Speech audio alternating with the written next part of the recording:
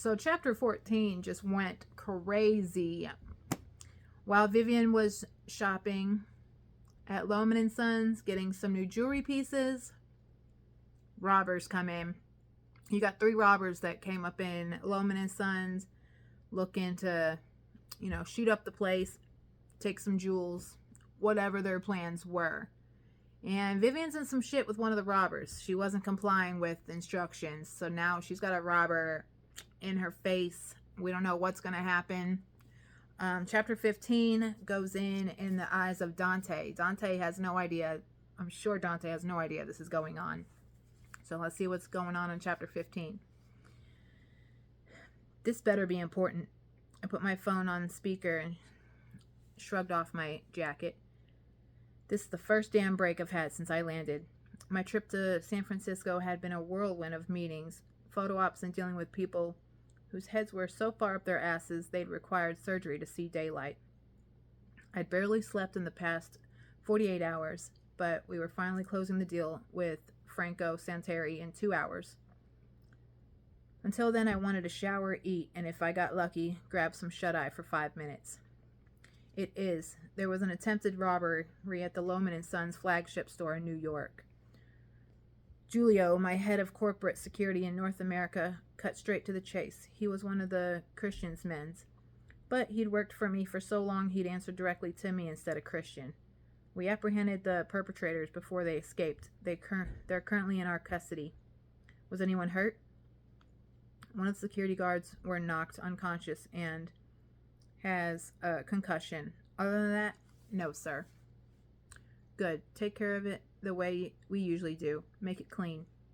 There hadn't been an attempted robbery at the Russo Group property in 2 years, but fools were born every day.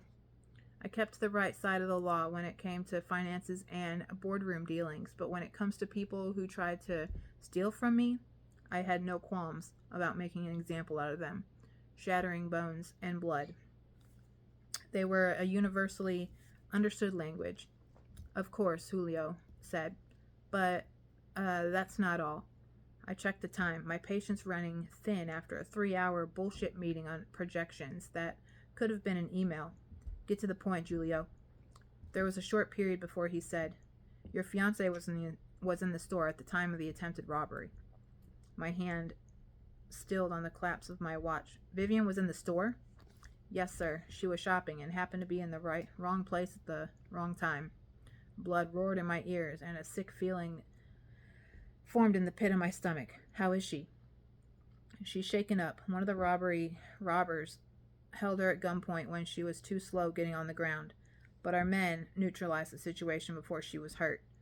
Julio coughed. Your brother was there as well. He was on shift today, and he was the one who secretly called for backup. All our employees are at high-risk locations like jewelry stores wore custom watches were disguised panic buttons.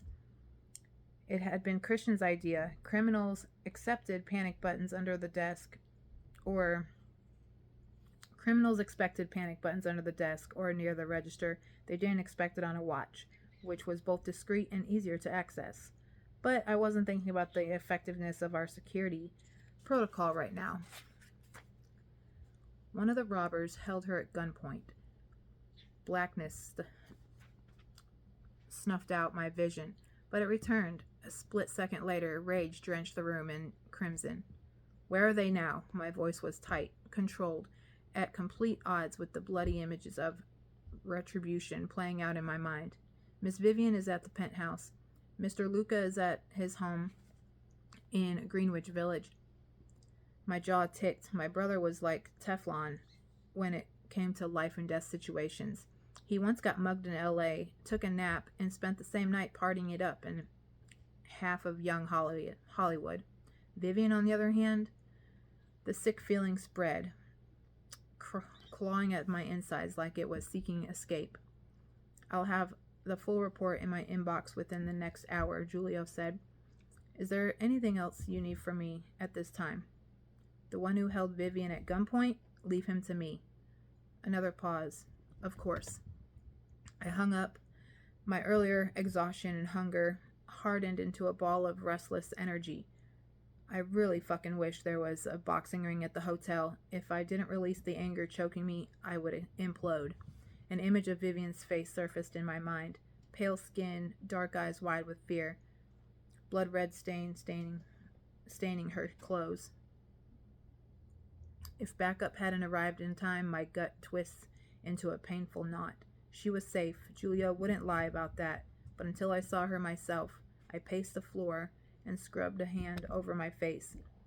I'd spent the past year putting the Centauri deal together. I couldn't fuck it up. Plus, I was flying home tomorrow morning anyway. Half a day wouldn't make a difference. Vivian was at home. She was fine. My pacing continued. The clock ticked toward the quarter of an hour. Damn it. A string of curses flew past my lips as I grabbed my jacket with one hand and dialed my assistant with the other on my way out the door.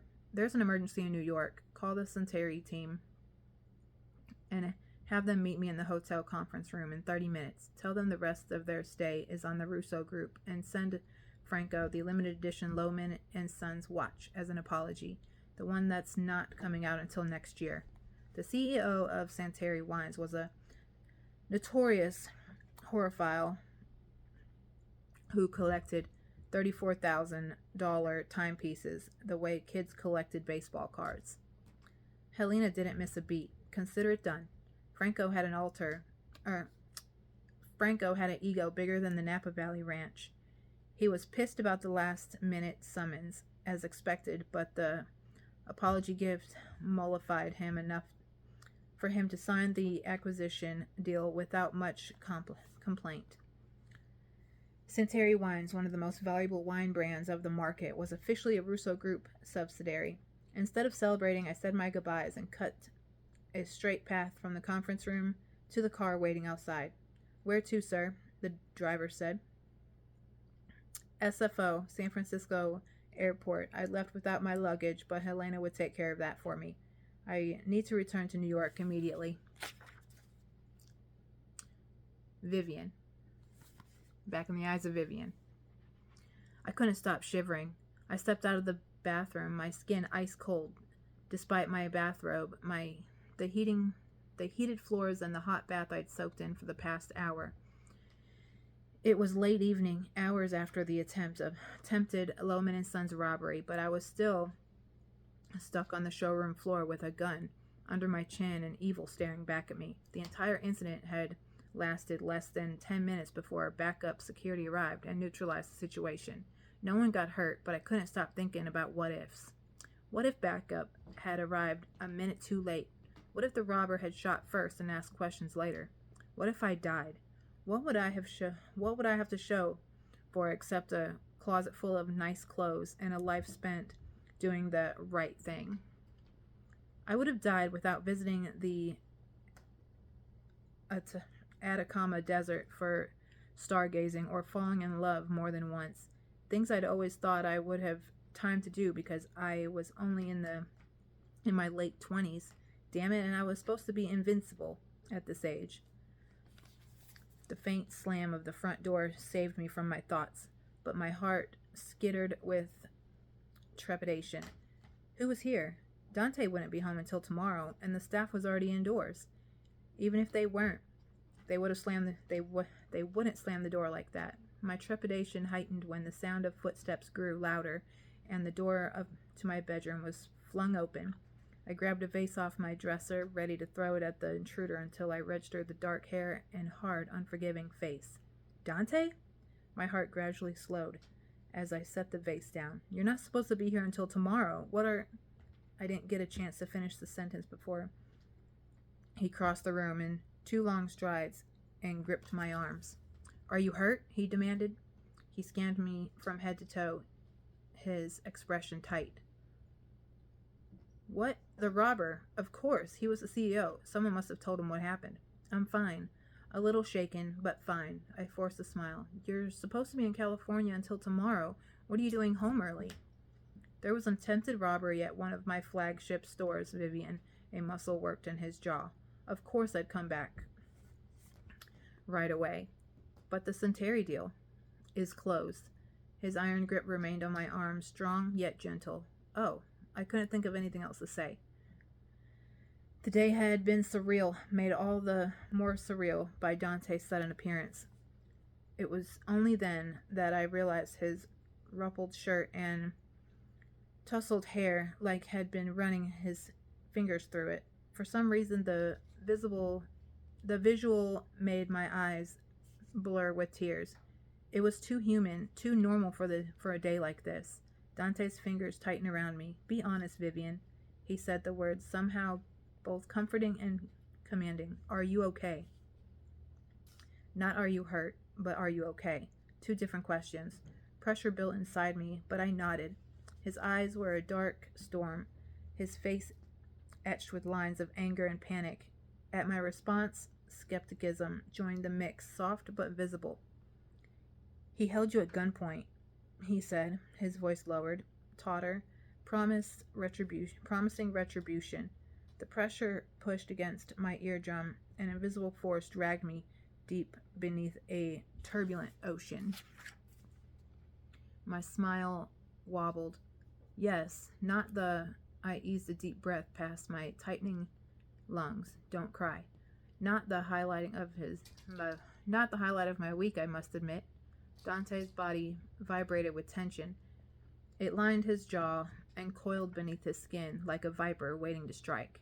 Did he do anything else? I shook my head.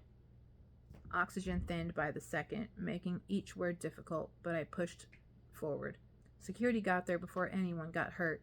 "I'm okay, really." The last word pinched higher from the rest. The muscle in his jaw ticked again. "You're shaking." Was I? I checked. Yes, I was. Tiny trembles rippled through my body. My knees quaked. Goosebumps peppered my arms.